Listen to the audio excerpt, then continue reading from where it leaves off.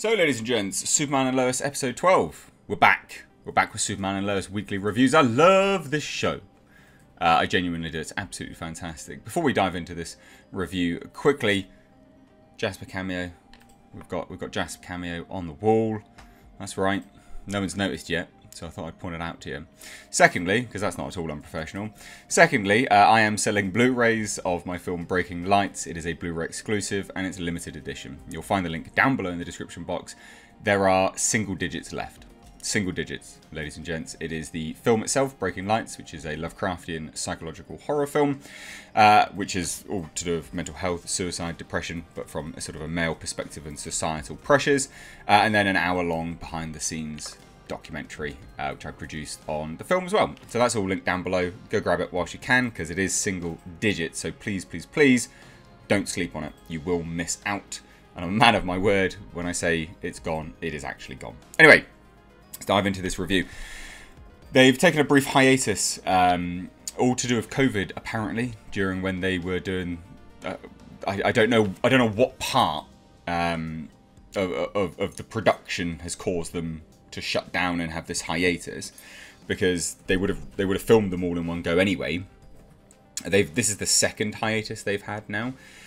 But I do believe, because some of the CGI was wonky on this episode, that it was the VFX department that was lagging behind. I'm guessing, because I love this show, but the CGI sucked in this episode. It was notably worse than the others.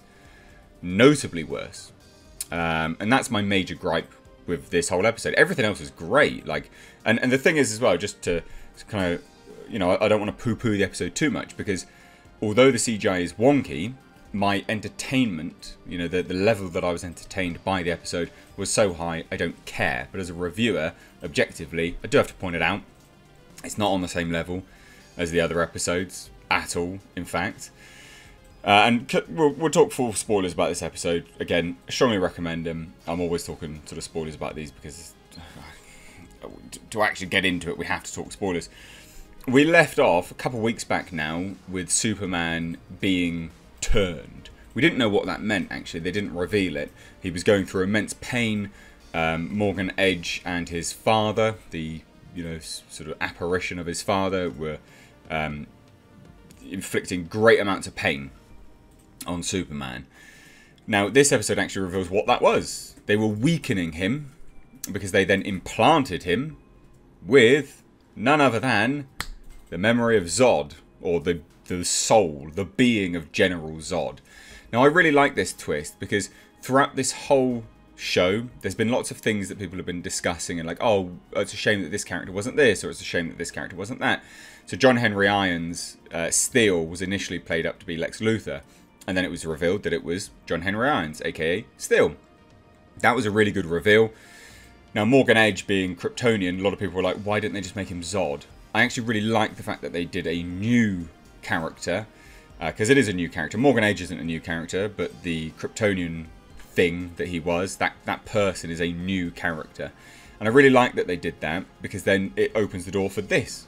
Because people will go, well, it's a subversion of expectations, but a smart one, because not only do they say, oh yeah, hey, yeah, no, it's not Zod, it's a new person, but hey, here's Zod as well, being implanted in Superman. And it adds greater stakes. It adds greater stakes for many, many reasons, because it also shows us that that was what happened to the Superman in the other world, and why he went so nutso and killed everyone. And interestingly enough, in this episode, we learned that he destroyed Metropolis in 7 minutes, which is crazy. I'm pretty sure he took less time in Man of Steel, but, whatever. But that was interesting. I really like that. So he's basically fighting for his will to survive and be himself. And John Henry Irons comes back as full-blown Steel. Got the suit again. He's got not the proper suit from the comics, but the suit, the Doomslayer suit that he's wearing in this show. And he's got the hammer as well. And basically he's brought in by Lois, because Superman sends him a signal to bring, John Henry Irons in. But Lois brings him in, and he's like, no, I'm going to kill him. And she's like, why are you going to do that? She reveals to John Henry Irons that she believes he will be fine because he has a family to fight for. And that was really touching.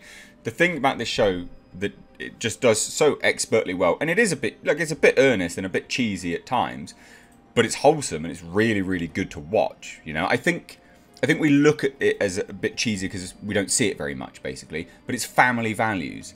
So you see, you see Jonathan and Jordan Kent pleading with Lois Lane's father, their grandfather, as well as John Henry Irons, and they're like, that's our father, please don't kill him. And then you see all the flashbacks and things like this.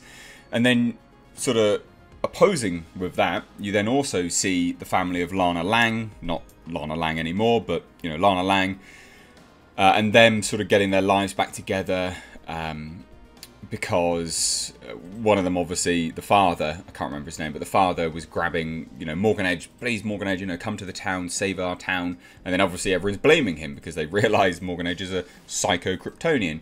But it's nice to watch them come together as a family unit. And yeah, it's a bit cheesy. You watch them do a water fight and you watch them make pancakes for one another and all this kind of stuff. But I think it's only cheesy because we're a bit desensitized to it. We don't see it anymore. Well, we are sensitized to it. We don't see it anymore. So people look at it with a bit of a disdain and a bit of a ha ha ha, that's funny. But it's not. Like they do it in a really wholesome way, and that's nice. And it's rare for shows to actually look at fathers in a good way. Very, very rare, actually. If you look at any of the shows that you watch these days, they don't display fathers or family units particularly well with Western values. And it's nice that they're doing that. And also doing it in a really, really good way. So that was really good. And obviously that kind of builds onto my next point, is that because of all of this family unity and that sort of family bond, that is what makes Kal-El, Clark Kent, break free from the mind of Zod that was trying to overtake his body. Cool. Good. Now, in doing all of that, we have a cameo from Diggle. John Diggle, he comes in. Fine. Whatever. Don't care, but fine. When all of this is going on, John Henry Irons reveals to us how he got rid of what he thinks, and he got rid of the Superman from his world, which was like a red solar missile or something like that, which was Lex Luthor tech. But it's also the reason for him actually crossing over into the universe, our universe, or this universe, because it opened up like a gateway in space. Now, I think this is setting up something interesting, because at the end of this episode, Morgan Edge says, no, he's gone. General Zod is gone. Completely gone, not to come back. And I think that is...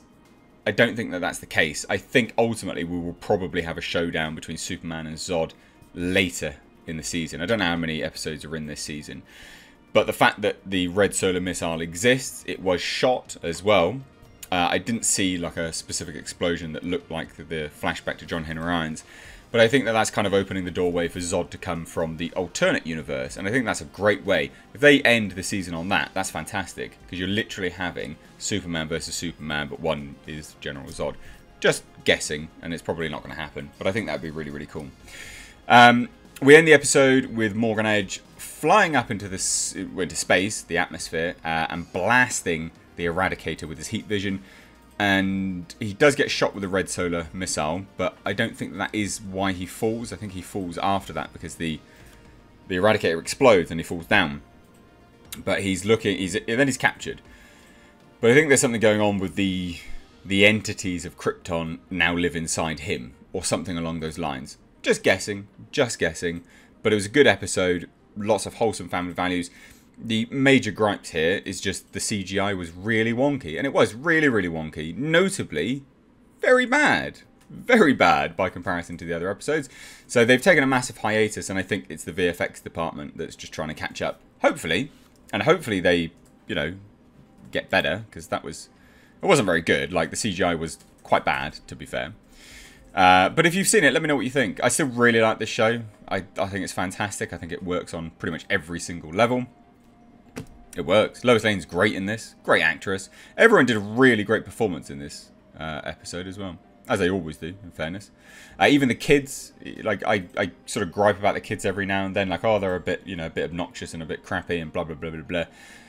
But no, even in this, they were really good. They're sort of helping one another out. No, I believe you. You can do this. I believe in you. Blah, blah, blah. This is really nice. Really, really good.